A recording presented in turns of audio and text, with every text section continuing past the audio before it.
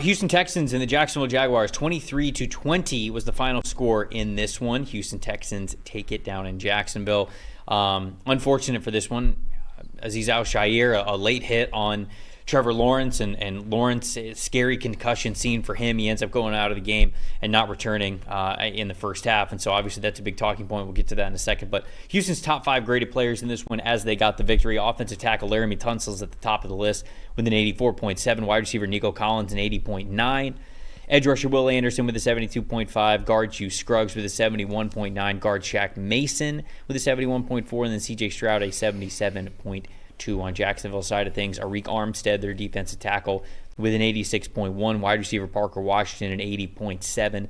Linebacker Devin Lloyd a 72.3. Linebacker Ventrell Miller 72.0. And then offensive tackle Anton Harrison with a 71.6. Mac Jones in this one, because we'll give it to Mac Jones because he played most of the game.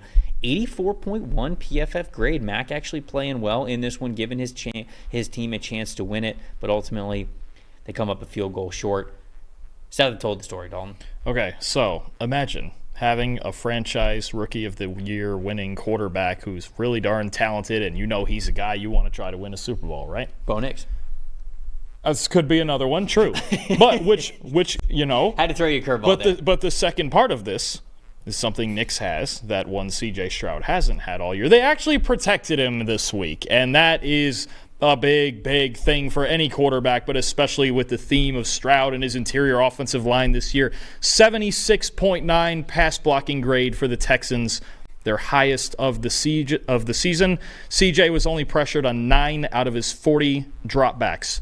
You give CJ Stroud clean pockets, he can succeed. I don't even think he had a big-time throw in this game, but he made throws to the right places because he was given time in the pocket to do so, to get to his second, third read and keep moving the chains. All right, so 2 things stand out for me in this game. That's the first one. You protect Stroud, good things happen. We know this.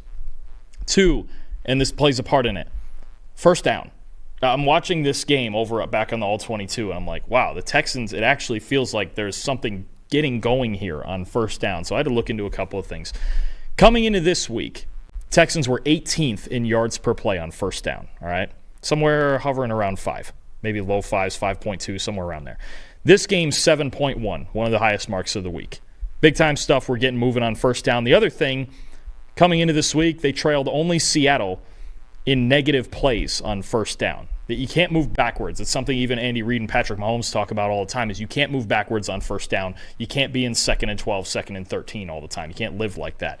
Only 2 negative plays on first down in this entire game. Those are the 2 things that stuck out to me, is you protect Stroud, you move forward on first down instead of backwards. You get this offense in a little bit of a rhythm. I thought there was you're going to mention it, a little more complimentary bit to this offense. They were a little more two-dimensional than past weeks. And surprise, surprise, they actually scored 17 points in the second half in this game. They were a little cold starting out, but they finally started scoring in the second half. So all those things put together, a much better day for the Texans. I just love how Mixon is playing with this team. Whenever they need something from Joe Mixon, they get it. And this felt like a day where Stroud played better, the offensive line played better, obviously, as you pointed out. But Mixon, he's the glue to this entire team, it feels like. I don't know where they are without Joe Mixon.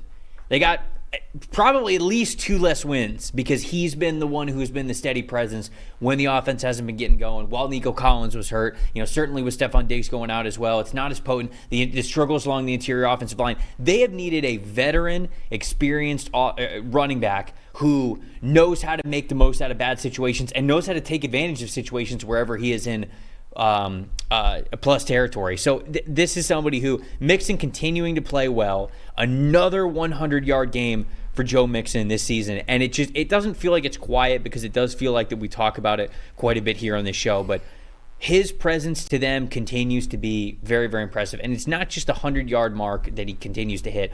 It's the 5.1 yards per carry average. It is the healthy yards per carry average. And yeah, one of those carries went for 30 yards, which obviously helps the number. But it's not like one of those went for 85 yards and it was like all coming from one run and not getting a lot of production every other time you hand the ball off to him. So his continuous complement to the offense and being whatever they need him to be out of the backfield has been so important to the Texans. And for as much as we I don't want to say like we as in like PFF, although we have been guilty of this at times, like de-emphasize the running back position. You also need to be able to praise it when it is the compliment that certainly the Texans have right now with Joe Mixon. So I think that is worth pointing out. Most impressive to me is Brian Thomas Jr. I mean, Brian Thomas Jr. was incredible in this game. He only had 4 catches for 76 receiving yards. He had that long of a 56-yard pass, but he had another fantastic catch where his foot was just out of bounds, but it was just like an incredible catch that he made. And I also love the fight that he showed, quite literally, against Azeez Al-Shaair. He is yelling at him. He is going at him, going into the tunnel as they were sort of escorting Azeez Al-Shaair off the field. And I want to get to that in a second, but this was a game where we saw so many great flashes from Brian Thomas Jr., where it felt like every time the ball was going his way, even though he got 10 targets, only hauled the ball in 4 times, so it wasn't, as efficient as you want it to be. This is the dude, man. This is your wide receiver 1 moving forward. And I hope the Jags build the entire passing offense around him while they continue to get better as the years go on. Specifically, this upcoming draft, where they're going to have a pretty high pick as the team currently picking number 1 overall for the 2025 NFL draft. Your most impressive and most disappointing before we kind of have the Azeez Al-Shaair conversation. You mentioned Mixon, and I'll tell you what, it's a good feeling getting to run behind Laramie Tunsil, too. I mean, the one constant for this Texans offense through it all is they have one of the best left tackles in football. 40 reps in pass protection, only lost one of them all day. 87.6 pass pro grade, 77.8 run blocking grade. When they ran to either side with Joe Mixon to either side of Laramie Tunsil, 8 carries, 69 yards. Get behind your big left tackle just like the 49ers do with Trent Williams and just keep running it and have him pass protect until it doesn't work anymore. They have problems on the interior, but they certainly don't have one at left tackle. And then the Jags, I mean, there's always something with Jacksonville. But, again, just the run game, not there. And I know, Mac Jones has to come in the game and carry him. And he only came in the game, was it 3-0 or even still scoreless when he came in, and then they fell behind. But 22 design carries for 85 yards, 30 of them on 2 explosives that they had. It's just the Jags, they don't have to overhaul at receiver. They got a number 1 receiver, but they got to overhaul this run game, and I think the offensive line, especially this offseason, they have to have balance in this offense. So the most disappointing thing that just happened in this game was Azeez Al-Shaair hitting Trevor Lawrence and knocking him out of the game, giving him what looked like a pretty bad concussion. It looked like he lost control in his arms, and it looked like he was sort of unconscious when he was lying on the field. And so that just is disappointing all around.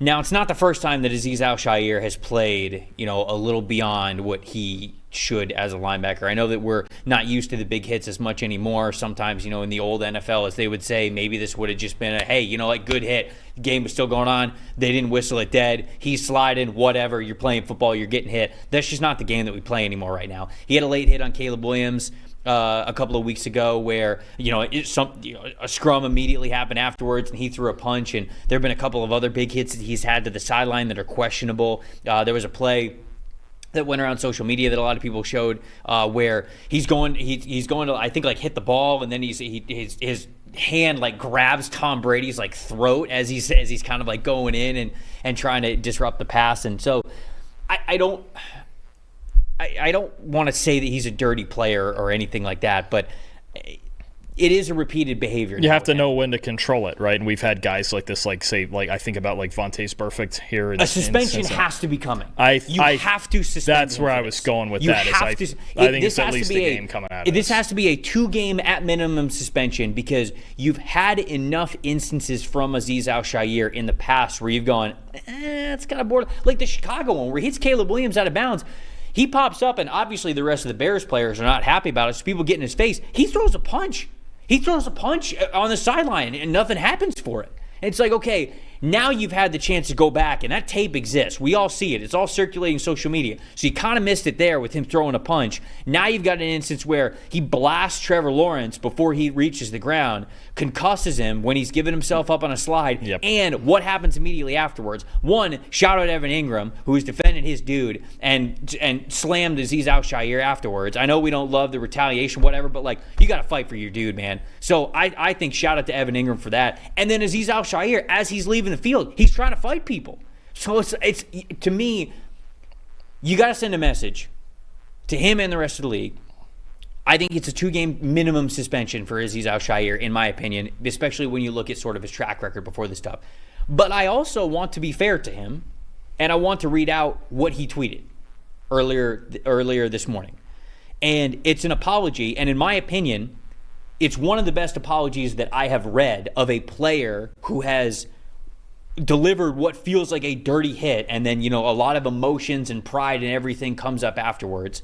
So I want to make sure that I read this to be fair to him. So he tweets this out, and it's a notes app that he tweeted out. I've always played the game as hard as I could, never with the intent to harm anyone, and anybody that knows me knows that. My goal is to hit you as hard as I can and pray that you're still able to get up and play the next play. When the game is over, go home to your family unharmed, because it's not personal, it's just competition. We're both trying to do the same thing, which is provide for our families. I genuinely didn't see him sliding until it was too late. Debatable, but whatever. It's a fast game. He's a linebacker, and his job is to hit people, whatever. Getting back to it. And it all happens in the blink of an eye. To Trevor, I genuinely apologize to you for what ended up happening. Before the game, we spoke, and I told you how great it was to see you back out on the field and wished you well. I would never want to see a player hurt because of a hit that I put on them, especially one that is deemed quote-unquote late or unnecessary. To the rest of his teammates, I can definitely understand you having his back and defending him in that situation like that. To the rest of the people who have been called every single name in the book, from reporters with their hands ready to find a story, and hold on, going to the next page. Anything from a villain to a racist and an Islamophobic fans and people. You don't know my heart or my character, which I don't need to prove to any of you. God knows my intentions, and anyone who has ever been a teammate of or friend of mine knows that. So, honestly, him genuinely apologizing to Trevor Lawrence, him saying sort of what he said, and even saying, hey, to Evan Ingram and the rest of his teammates who wanted to beat the shit out of me afterwards, he was like, I get it. I totally get it. And I am at least glad to read that from him, whether that was his words exactly or maybe the words of his team that's trying to craft something together to point that out there. Whatever. He tweets it out. He says it. I hope he hears it. I hope it's true. 2-game suspension at a minimum, in my opinion. No, That's my thoughts. Yeah, I get that part. And look, I've watched him play for a lot longer than many have, because he's another one. He went to FAU. He actually crossed over when I was still there back in 2015 and 16. He's their all-time leading tackler. So we're down there. We're well aware of who he is and what type of player he is. And I don't remember him ever having these sort of habits down there. But again, football's a fast game. I do get that part. I get the part about reaction time, but you have to kind of know too sometimes when a quarterback is going to slide feet first. Mm-hmm. They're going to do it, right? Yeah. I mean, and then there's some quarterbacks, Josh Allen or somebody where, you got to hit them. But I think you see times every week where guys anticipate the slide coming and those sorts of situations, and you still can't be going to just take his head off. Yeah. Right? So, look, is it something he can learn from? Absolutely. If he does learn from it, suspension or not, fantastic. It's unfortunate to see, especially a player like Trevor Lawrence in that spot, and it's been a lot of talk about concussions, especially with quarterbacks the last couple of years. But if it's something he learns from, fantastic, because he's been a really good player for a long time, and the Texans, they still need him to be that player and be on the field and just cut out that sort of thing. Because even D'Amico Ryan said, he's like, that's not us. He said we can't do that. Yeah. We know this, and he had him with the 49ers too, so he knows him as well as anybody. Right. Look, I think quarterbacks get overprotected in the game as it's currently constructed. I will certainly admit that. But that's not whether or not you think that quarterbacks get overprotected, nobody wants to see that. Yeah. And I understand. You sign up to play a violent game. It's a violent game. It's a bang bang play. It is so fast, especially at the professional level. I am not trying to discount any of that. That hit, nobody wants to see. Can't have it. Nobody wants to see that hit. So if you got to let up and let quarterbacks slide, and you can say to yourself all you want, we can't hit the quarterback, whatever. That's the stuff they're actually trying to take out of the game. So in my opinion, he 2-game suspension minimum. That's what I think. And you get him back for the rest of the regular season and into the playoffs. Thanks for watching, everybody. Make sure you like and subscribe the video. And if you don't have a PFF Plus subscription, you can get one to see all the premium stats that we talked about here on the show, plus the expert betting and fantasy advice over at subscribe.pff.com. The description is also right below, so if you are not a PFF Plus subscriber, you can become one today.